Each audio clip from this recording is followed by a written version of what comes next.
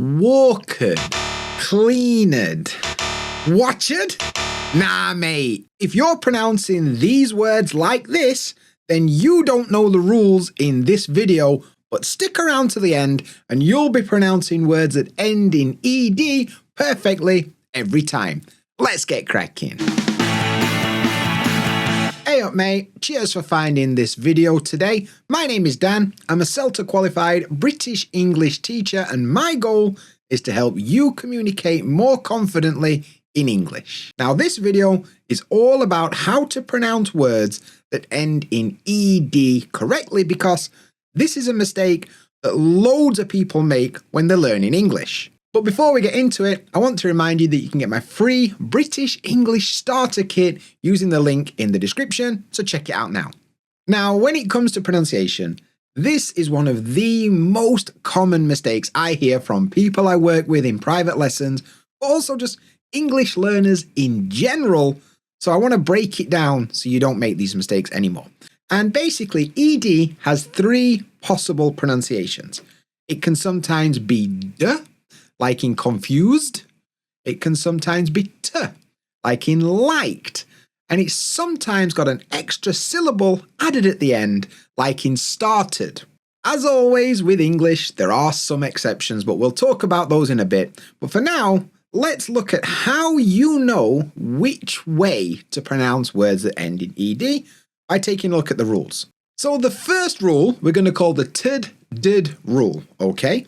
And this is for words that end in a t sound or a d sound. When that happens, we're adding an extra syllable, so t, ud, tid, or d, ud, did, okay? So let's look at some examples. Want, wanted.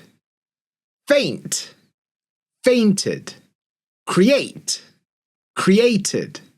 Present, presented. Need, needed. Decide, decided. Include, included. Fold, folded. So in every one of those examples, the base word ends in t or d. We add that extra syllable and we get tid or did. Easy, right? Now the next rule we're going to call the unvoiced sounds rule, okay? So this is when a word ends with an unvoiced sound, okay?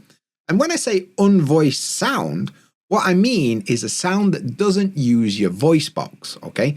You can test this by putting your fingers here and saying the sounds of the word. If you don't feel any vibration, it's an unvoiced sound, okay? We're talking about sounds like k, f, sh, s, and s, okay? So, if a word ends in one of these sounds, we're gonna add the sound t, okay? So let's look at some examples. Help, helped. Look, looked. Laugh, laughed. Wash, washed. Watch, watched. Dance, danced. But what about sounds that do vibrate the vocal cords? Well, that brings us on to rule number 3, the voiced sounds rule. So if a word ends in a voiced sound, that we put our hand here and we can feel some vibration, that's a voiced sound. If that's the case, we're not adding t, we're adding d. And this is going to be common with words that end in sounds like